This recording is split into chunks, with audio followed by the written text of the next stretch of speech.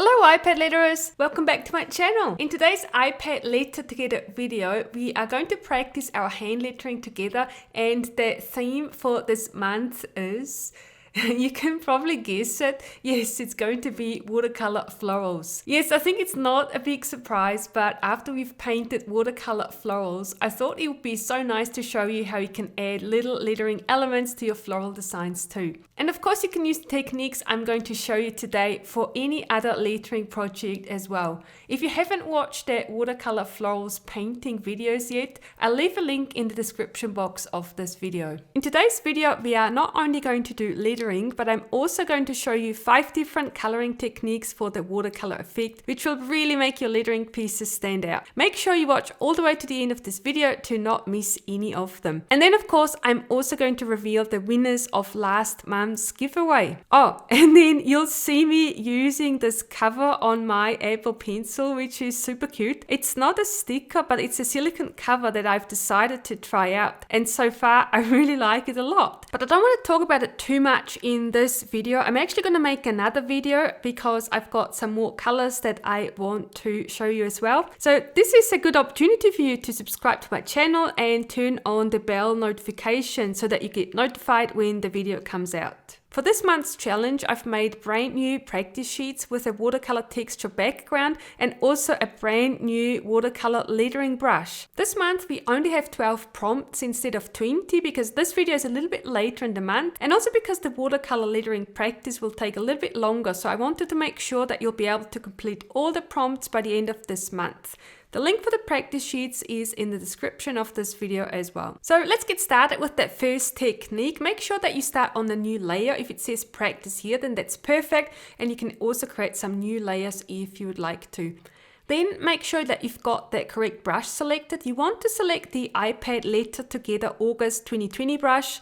And then for the color palette, I suggest that you get the IPL Autumn Shades color palette, which you can get for free from my website. For this first technique, we are going to change color with each letter, and let's start with this green color. I'm just going to write each letter individually and then select a new color after each letter. So we're going to do this all the way to the end, and you can already see how this brush creates this beautiful watercolor effect with the slightly darker edges and then also the nice watercolor paper background texture that's coming through. So now we've got these little overlaps here that are not so nice, but what we can do now is actually smudge them out. So select the smudge tool and then you want to use the wet sponge brush. If you've watched the Show Me Your Florals videos, then you can use the Show Me Your Florals brush set where I've included this brush, but the wet sponge brush is actually part of Procreate as well. So if you don't have this brush set, then it doesn't matter. You can also find this brush in the water collection of brushes in Procreate. And then you want to set the size quite small and also set the opacity to around 68%. And then you can smudge this out.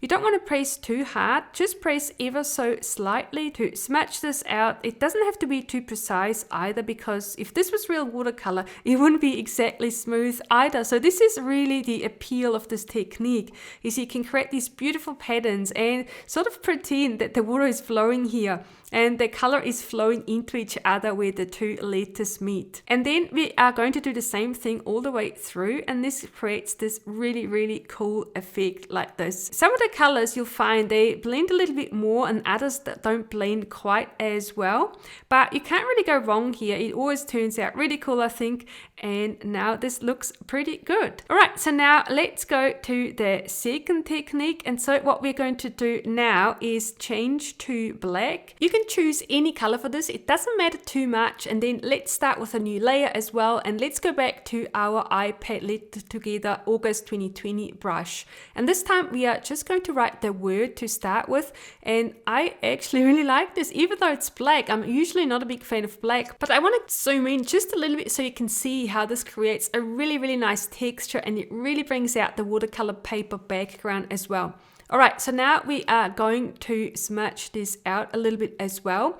It's easier if you do this before we add the color, but it's up to you. If you feel like you want to do this later, then it's totally fine as well. So now what we're going to do is we need to alpha lock this layer. So you can swipe to the right like this. Alternatively, you can also tap on the layer thumbnail and then select alpha lock and make sure that it's got the tick here. That means that the alpha lock is selected and we cannot paint outside our colored pixels. So now we're going to select that first color again, and then you can choose that wet sponge brush again, or even the old beach brush. It's quite nice as well, and you'll find the old beach brush in the artistic brush set in Procreate. Now we're going to color in our letters, and because we've got the alpha lock turned on, we can paint anywhere without having to worry about sticking to our lines. And this is quite fast because this technique requires a lot less precision, but then sometimes I also feel this doesn't look quite as organic as the other technique. Alright, so now we are going to choose orange here for the last letter. And if you've used the old beach brush, you might need a few different layers. And then we're going to go back and use the smudging tool again and do a bit of smudging here as well. But this doesn't require too much, as this already created a really nice blend of colors. So this is definitely much easier than the first technique. For the third technique, we are actually going to start with painting a little bit of a background. So now let's create a new layer, and then we are going to do some painting first. And for this, we are going to use the old beach brush again.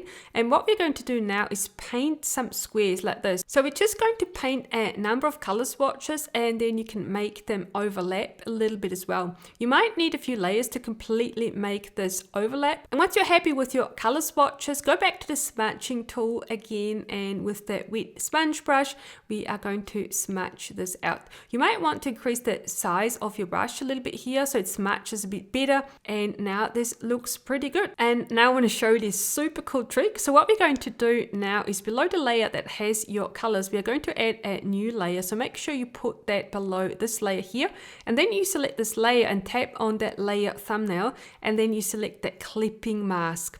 Alright, so now you think, oh, what happened to my colors? They've disappeared. So you have to make sure that you select the layer that's exactly below your colors, even though it looks blank and you can't see anything, but you have to trust me here a little bit. So what we're going to do now is choose black and then choose your lettering brush. And now let's see what happens. And now look, even though we've got black selected, we now have the colors come through that we've painted before. How cool is that? So this is the effect of the clipping mask now. And this is such a powerful feature. This is actually something I'm using all the time for my lettering pieces, especially if you're following me on Instagram. You would have seen me doing this quite a few times. And I know that many of you have been asking me how I'm doing this. So here it is. This is how I'm doing this. It's super simple and it kind of looks like magic a little bit, but this is really a lot of fun and creates a very, very nice effect. So now we are going to do some smudging here as well. And now it's important that you select the layer that's black with your lettering on it. So you want to smudge on this layer. So we're going to decrease the brush size a little bit. And this is pretty much what we've done before. We are just smudging this out, and it's not going to affect the colors because the colors are on a different layer. But I'm going to show you another technique, and it's coming up right after this one, where I'll show you how you can manipulate that clipping mask layer a little bit as well. And that's actually another super cool technique that I think you're going to like a lot. So now let's hide all these layers, and an easy way to do that is to just select them all and then group them, and then you can hide them all at once. So now we are going to turn on that layer for the week 2 prompts here, and then create a new layer. And then what we're going to do as well is we're going to grab that clipping mask layer, and we're going to duplicate this, and we are going to move it above this group. And you can see now it's visible, but then the rest of the group is not visible. And this is exactly what we want. So now we are going to spread out these colors across the whole page. Select that free form selection tool, and then you can stretch it out like this. And then if you don't like the endings here, you can just move them up and sort of cut it off. Anything that's outside the artboard here gets cut off, and then we can do the same thing at the bottom as well. And then we can stretch it a little bit more, and now we have a clipping mask that spans the whole page. So now we're going to add a new layer, and I have one already. So now we can just tap on clipping mask to hide this, and then on a new layer with black we are going to do the lettering. And also the reason why I'm writing on the lines below is so that you can see the word that I'm writing. And again, you can see how nicely the colors are coming through. This is so nice. All right, so now this looks pretty good, but you'll notice that not all colors came through. So now what we're going to do is adjust the clipping mask. So we're going to select this layer, and we can actually resize this layer by tapping on the arrow button there, and then we can sort of shrink this a little bit. So now you can see how the yellow sort of starts coming in here. But now the problem we have is that the yellow doesn't go all the way to the daisy word. So now I'm going to show you how we can adjust this as well. So let's just turn off that clipping mask so we can actually see what this looks like. And now what we're going to do is use the liquefy tool. Make sure you select that push setting here, and then maybe make the size a little bit bigger here. So 40 is probably about good. Pressure should be max, distortion should be max, and momentum as well. And now we can drag that color this way a little bit, and you can see now how cool this is. This creates this super cool liquefy effect, and you can push the colors around and sort of create this really, really nice effect above your letters. And of course, you can't see just quite yet what they are going to look like, but we know for sure that the yellow is going to go into that daisy word. So this is very cool. So now we are going to turn the clipping mask back on.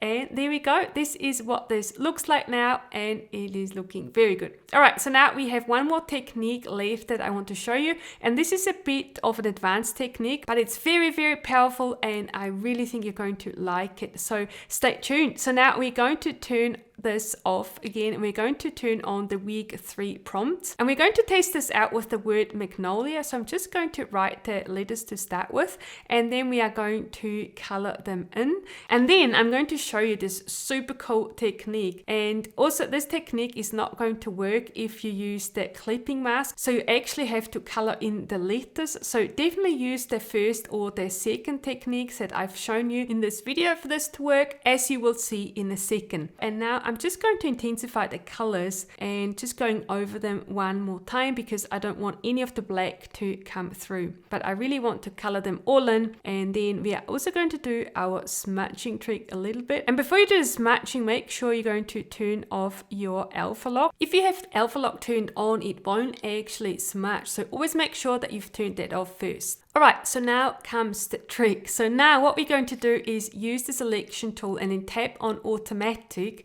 and then tap anywhere on your screen except for where the letters are. So anywhere outside the letters you want to tap.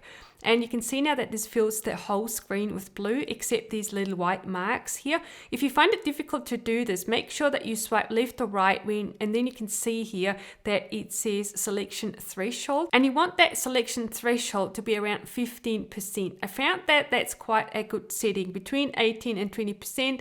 And then we are also going to select the white spaces here. Just tap anywhere where it's white, and make sure that you don't accidentally tap on your letters, but really just that white space. All right, so now we've got everything selected, and so now what we want to do is select feather. So tap on feather, and now we are going to feather this ever so slightly. I'm just going to zoom in so you can see this. You don't want to feather it too much. Maybe 3% is probably a good amount. All right, and then tap on copy and paste. So now it doesn't look like much has happened, but now we're going to open up the layers panel, and you can see here that there is a new layer here that says from selection. And so now what we're going to do is turn off the layer with your lettering piece, and now you can see that it's created this outline here. And so this is actually very cool. All right, let's turn the selection off so you can see that there is this outline, and it's not very strong, so you might want to duplicate this layer just to create a little bit more of a stronger outline.